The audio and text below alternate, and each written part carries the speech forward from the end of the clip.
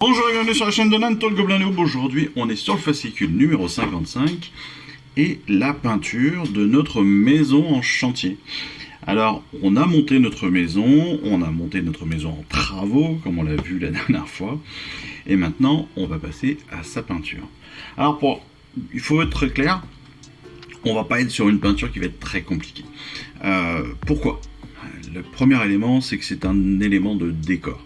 Comme c'est un élément de décor, ça veut dire quoi ? Ça veut dire qu'on va avoir beaucoup d'aplats, beaucoup de surfaces quand même assez grandes à peindre.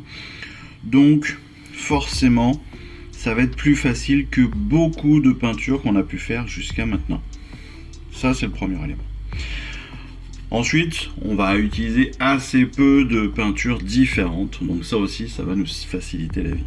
Alors, pour commencer, on va nous proposer de faire une sous-couche blanche.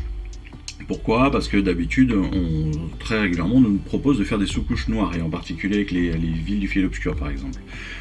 Mais là, le blanc est bien plus intéressant parce qu'en fait, dans la représentation de Stormbringer, dans ces croisades et forts, en fait, les maisons sont très très blanches, en tout cas sont très claires. Et donc on va partir là-dessus sur une base très très blanche, donc Corax White. Corax White qu'on va passer tout de suite à la Grax Earthshade une fois que c'est sec. Tout simplement pour l'ombrer, pour faciliter donc les ombrages entre les pierres, sur le bois aussi, etc., etc. Si vous ne faites pas le bois, c'est pas grave. Le but du jeu là, c'est vraiment de faire les pierres, de faire tout ce qui est solide, enfin mastoc on va dire. Si vous faites pas les échafaudages, si vous faites pas les cordages avec la Grax, c'est pas très très grave. Je vais vous expliquer tout de suite pourquoi. Une fois qu'on a fait cet agrax, cet ombrage, on va bien le laisser sécher. C'est hyper important de bien laisser sécher pour que derrière on puisse retravailler cette texture et cette peinture. Et pour la retravailler, en fait, on va faire un brossage à sec. Un brossage à sec en Corax White sur les murs pour faire ressortir en fait toutes les arêtes de nos pierres, toutes les arêtes de nos poteaux, etc., etc., j'allais dire nos poutres, mais c'est pas exactement ça. Enfin bon, vous avez bien compris ce que je voulais dire. Ensuite, on va passer à la peinture du bois. Pour le bois, c'est très simple, hein, pour l'instant, on n'a que le Catachan Flèche comme couleur de bois. Donc, on va passer tous les bois en couleur de Catachan. Si vous avez d'autres teintes, que ce soit chez Citadel ou chez d'autres marques, vous pouvez tout à fait changer aussi, intervertir certaines planches de bois avec d'autres couleurs. Ça peut donner un peu plus de vie dans votre décor. Et puis, une fois que tout est sec, vous pouvez aussi y mettre un petit brossage à sec d'une couleur un peu plus claire, histoire d'y faire ressortir là aussi les différentes veines de bois et puis les différentes arêtes. On passe aux couleurs argentées métalliques, le rétributeur donc pour tous les pourtours, toutes les cadres métalliques en fait des portes et des volets, le Runelord Brass pour les parties métalliques mais elles plutôt sur les murs et les piliers. Et les piliers, c'était le mot que je cherchais tout à l'heure, c'est quand même pas compliqué. Et le Lead Belcher, donc là, plus pour les huisseries, donc pour les gonds, les choses comme ça, les anneaux de poignée, les pentures, etc., etc. On va aussi utiliser le Lead Belcher pour 2-3 petits éléments, c'est-à-dire les poulies, la masse, la partie métallique de la truelle, et puis aussi donc je ne trouve pas le beau, je ne sais plus comment ça s'appelle, bon, passons, le poinçon on va dire. non, c'est l'outil qui va nous permettre de découper les pierres, hein, tout simplement, mais voilà, avec la massette en l'occurrence. Ensuite on va revenir, en fait, on va recolorer de façon assez claire tous les petits cordages que l'on va trouver ou toutes les cordes qui vont être positionnées au niveau des poulies. Pourquoi on va les refaire en Racerbone ? Eh bien tout simplement parce que ça va être une première couche, une première nouvelle sous-couche de base en fait, pour pouvoir le reteinter par la suite, on le verra dans quelques instants.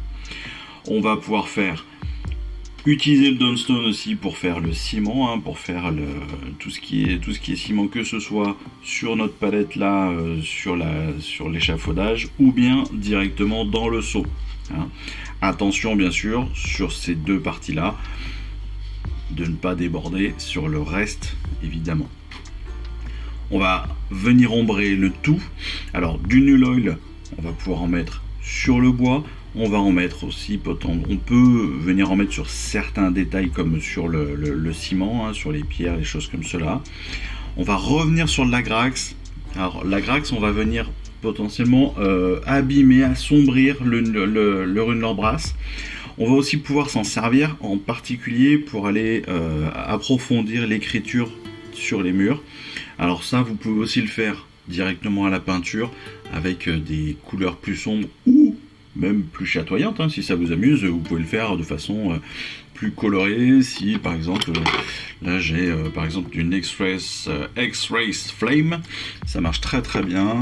On peut pourquoi pas aussi y mettre du Nihilakik Oxide, enfin voilà, on pourrait aussi y mettre des choses comme ça beaucoup plus percutantes, ou du Tesseract Glow par exemple, pour donner des effets à ces écritures là, mais c'est pas forcément le but. Après c'est chacun le voit bien sûr comme il le souhaite, donc pas de souci là-dessus malgré tout.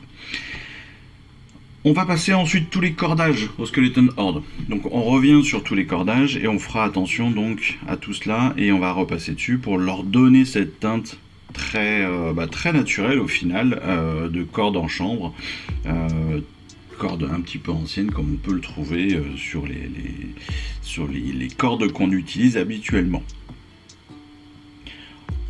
Dernier ombrage quasiment, dernier ombrage je dirais même, c'est le Reikland sur toutes les parties dorées. Hein, on a mis du Rétributor Armor sur les parties métalliques des portes et des volets. Et bien on peut revenir dessus avec un petit peu de Reikland. Ensuite, on nous le dit pas parce que là pour eux le décor est terminé, et c'est vrai qu'en soi il est terminé.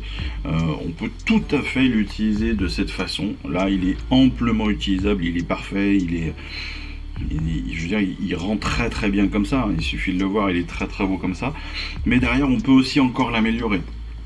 On va pouvoir jouer, je vous ai dit tout à l'heure, sur un petit brossage à sec, peut-être un petit peu plus clair, ou presque plus jaune, vous voyez, dans le bois. Hein, donc pour faire ressortir les veines. On peut encore remettre un petit coup peut-être sur certaines arêtes de pierre. Donc peut-être avec du blanc encore, avec du Corax White, ou avec un petit Racerbone. Voilà, on peut essayer de remettre comme ça quelques arêtes en couleur pour le rendre plus vivante encore, et plus heavy metal, hein, parce que c'est comme ça qu'ils les aiment et c'est comme ça qu'ils le font. Voilà. Donc en soi, très facile à peindre, encore une fois, de très grande surface. Si vous faites une sous-couche à la bombe, vous pouvez quasiment directement le passer à la Grax. Si, comme moi, vous avez des recettes de shade maison, n'hésitez pas sur les bâtiments à vous en servir. Parce que là, vous allez en utiliser quand même des quantités assez importantes. On est quand même sur des grandes surfaces par rapport à des petites figurines. Donc, faut pas hésiter non plus. Hein. Ça peut être le moment ou jamais de sortir ces recettes perso. Ça peut être le moment aussi d'essayer des recettes perso, hein, pourquoi pas. Parce que même si vous ratez, que vous devez repasser une sous-couche derrière, c'est moins embêtant et c'est moins gênant psychologiquement de faire ça sur un élément de terrain que sur une figurine qui a priori n'a pas le même intérêt dans le jeu. Donc voilà, n'hésitez pas, je pense que c'est aussi le moment et le moyen de faire quelques expérimentations sur certains trucs pour s'amuser et découvrir d'autres techniques ou d'autres envies, pourquoi pas. Voilà, en tout cas j'espère que cette petite vidéo peinture sans figurine vous aura plu, j'espère que vous aurez avancé aussi sur votre technique comme moi, j'espère que tout se passe bien dans la collection. J'espère surtout que pour beaucoup, les problèmes de livraison et autres se règlent petit à petit, ou en tout cas que vous ne perdez pas espoir. Je n'ai pas de doute sur le fait que chacun recevra tout, même si pour certains ça peut prendre apparemment pas mal de temps. Mais voilà, en tout cas, merci de me suivre dans cette aventure, merci de vivre ça ensemble. N'hésitez pas à lâcher un petit pouce, un commentaire comme d'habitude, les commentaires positifs comme d'habitude aussi, parce que les autres on s'en fout, on n'en a pas besoin. Et puis voilà, moi, il ne me reste plus qu'à vous souhaiter à tous une excellente fin de journée, vous dire à très vite, et puis je vous embrasse. Allez, ciao, bye bye.